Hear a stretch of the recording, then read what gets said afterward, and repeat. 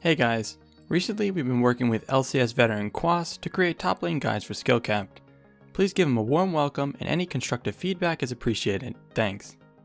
Hey everyone, if you often have those games where once you make it out of laning phase, your team is already super behind and it seems like there's little hope to win, maybe it could be a good idea to start playing champions with great snowballing potential such as Aurelia to abuse other laners' mistakes early on. In this video, we're going to be taking a look at a game with Cuvee on Aurelia, where he manages to cleanly outplay his opponent during laning phase, securing himself a huge lead in the first few minutes of the game.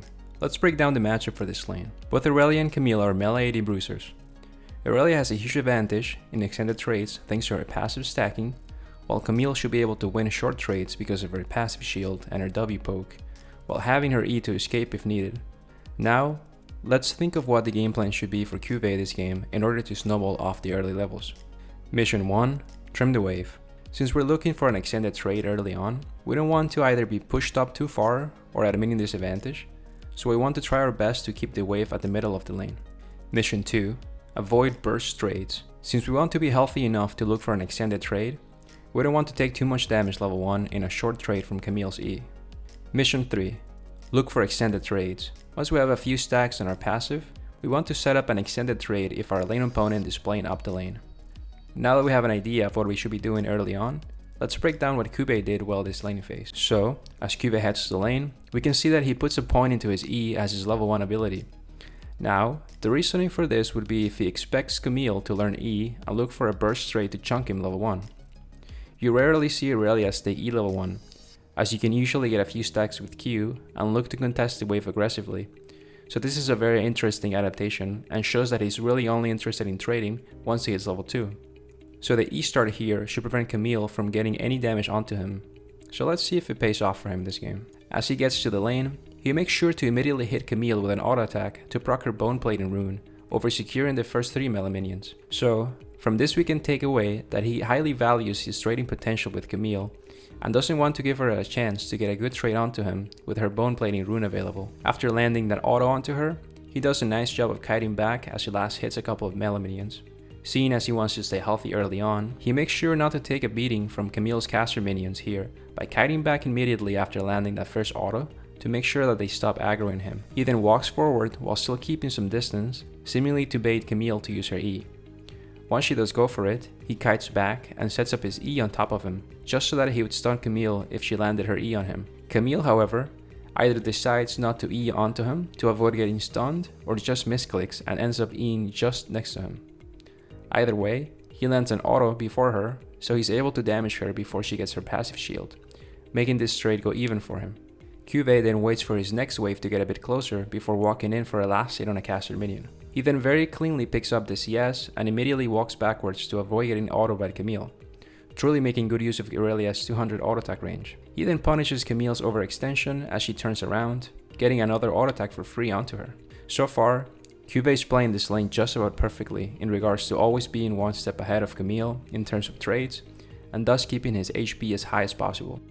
Once he hits level 2, it looks like it should be a very easy all-in trade for him, even if the enemy jungler were to come by for a gank. Now, Cuvee focuses on trimming the wave as he doesn't want to let Camille hit level 2 before him, since that would mean he would be chunked to low HP off the level disadvantage in this matchup. Camille still manages to hit level 2 before him, hits a nice W to even out the health difference, and then looks to E in for a trade while he's still level 1.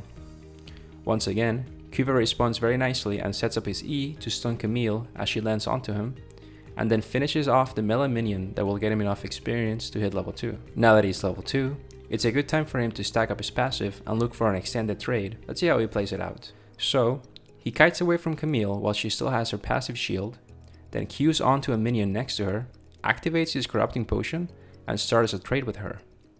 He makes sure to get his key off on Camille while she's still marked from his E, and then lands a couple more auto attacks. Then, seeing as he has 3 stacks so far, goes to finish off a minion for his 4th stack, and Qs onto Camille for his 5th stack, activating his passives on hit damage. He keeps autoing Camille while moving forward in between attacks, sets up his E, and since she knows she's dead to Cuvee's flash E, Camille doesn't bother using her flash, and accepts her fate giving up a kill. Cuvee showcases why you have to be very careful with your positioning against a champion like Aurelia, as Camille stayed in range of him while he had 3 stacks of his passive as well as low HP nearby enemy minions to get stacks from, while also having her E on cooldown from the earlier trade. Cuvee decides to stay after getting the kill, with his passive fully stacked, waiting for Camille to TP in. As she starts channeling her TP, he starts trimming the wave a bit in order to have a solid minion advantage to then either finish shoving the wave in, or easily be able to win in an extended trade. As soon as she finishes TPing in, he starts autoing her, but with her bone plating available, Camille is happy to take the trade. He then takes a big chunk of damage from Camille's E and W, but then still decides to take a gamble and goes for an all-in trade without knowing where their jungler is. He manages to land his stun on Camille, so he's able to quickly burst her down just before flashing away from Evelynn. Although this could have easily ended up in him dying to Evelynn had she been ready to back up Camille a little bit sooner, taking risks like this can sometimes be worth it to help you carry a fading team. Even if he had died to Evelynn before he was able to pick up the kill on Camille, since he still has teleport available, he wouldn't have fallen behind from that early death. Now that Camille is dead and he survived the gank, he should try to shove out the wave. Even though he's at a huge health disadvantage compared to Evelynn, he has a much bigger wave to back him up. So, he's not afraid to walk up and look to shove it into tower. He spots Evelynn recalling while he's working on shoving the wave and drops an E near her just to stop her from recalling. It's always a good idea to delay junglers from getting back on the map, as it helps your team play more aggressively since they know they won't be getting ganked anytime soon. He manages to clear the wave and looks to set up a recall to spend his huge gold lead. However, it seems as if Evelynn is trying to freeze the wave for Camille, and Cuvee knows he can easily stop her from doing so he stuns her as she's tanking the whole wave and bursts down a huge chunk of her HP. Evelynn then greedily walks back to try to freeze it again, but just ends up giving another kill to him as Camille arrives into the lane. Cuvee then tries to get away from Camille, but she commits her flash into cutting him off to secure the kill on him. He tries to get out by running back to the wave and queuing onto a minion, but gets denied by Camille's E and ends up giving a shutdown. As well as Cuvee had played so far, he could have actually denied Camille a lot of experience if he had kept running away from the tower, since his wave was quickly dying to her tower. But if he had managed to queue onto the minion, maybe he could have had a chance to escape with his life. Now that Cuvee finally gets a chance to spend his gold, this lane should be very rough for Camille, as with a Tiamat purchase, he would always be able to quickly stack up his passive in a few seconds and possibly get another solo kill if she's not careful. As he finishes TPing back to lane, Camille fails to respect his damage output and stays very close to him, trying to land some poke damage. Even though she hits level 4, due to the huge gold difference from her earlier kills, Cuvee starts a trade with her right away, easily stacking up his passive thanks to his Tiamat.